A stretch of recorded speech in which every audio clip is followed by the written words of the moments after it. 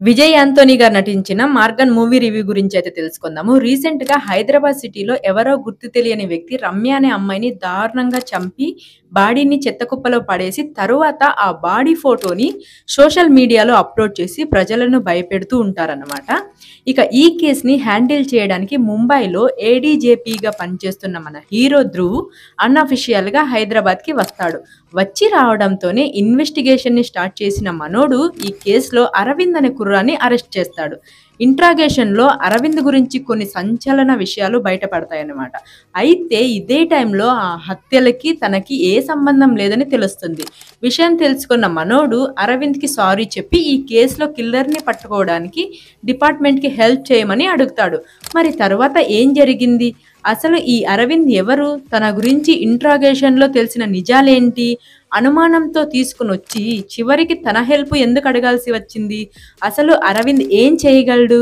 ఇంతకీ ఈ కేస్ కోసం మన హీరో అన్‌అఫీషియల్‌గా హైదరాబాద్‌కి ఎందుకొచ్చాడు? తనకి ఈ కేస్‌కి ఉన్న లింక్ ఏంటి? అసలు తన కథేంటి? చివరికి ఈ కేస్‌లో కిల్లర్ ఎలా దొరికాడు? తన మోటివేషన్ ఏంటి? అనేది మీరు సినిమా చూసి తెలుసుకోవాల్సి ఉంటుంది. అయితే ఈ సినిమా ఓకే అనిపించింది నాకైతే. అసలు ఈ సినిమా దేని గురించో డైరెక్టర్ ఏం చెప్పాలనుకున్నాడో అర్థం కాలేదు ఫస్ట్‌లో. సినిమా ఒకలా మొదలై, మధ్యలో మరొకలా టర్న్ అయ్యి, చివరికి ఎటో పోతుంది. స్క్రీన్ ప్లే అంతా చాలా కన్‌ఫ్యూజన్‌గా ఉంటదనమాట.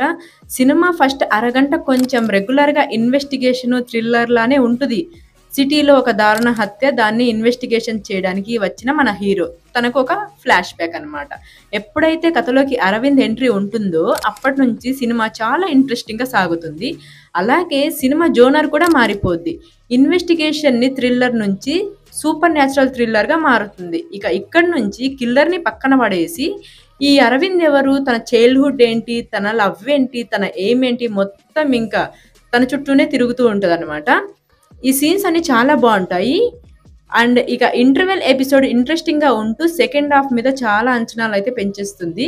కానీ సెకండ్ హాఫ్ స్టార్ట్ అయిన తర్వాత పూర్తిగా డల్ అయిపోయింది. ఫస్ట్ హాఫ్‌లో అరవింద్ కథ తర్వాత ధ్రువ్ కథ చూపిస్తారనమాట. అంటే ఆ కిల్లర్‌కి తనకి మధ్య ఉన్న లింక్ ఏంటి అని చాలా రొటీన్‌గా చూపిస్తారు.